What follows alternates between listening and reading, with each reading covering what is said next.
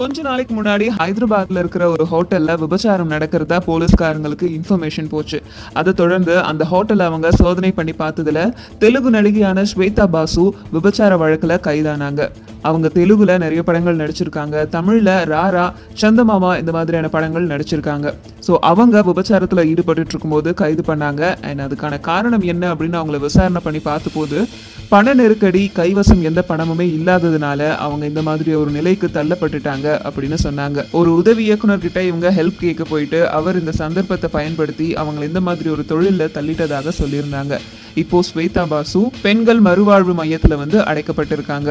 இந்த பிரச்சனை ஓரளவுக்கு உயரத்துக்குள்ளார இன்னொரு நடிகையும் விபச்சார வழக்குல மாட்டியிருக்காங்க. அவங்க யாருன்னு கேட்டா தெலுங்கு இண்டஸ்ட்ரியை சேர்ந்த திவ்யஸ்ரீ அப்படிங்கிற நடிகை தான். திவ்யஸ்ரீ ஒரு சில தெலுங்கு படத்துல நடிச்சிருக்காங்க.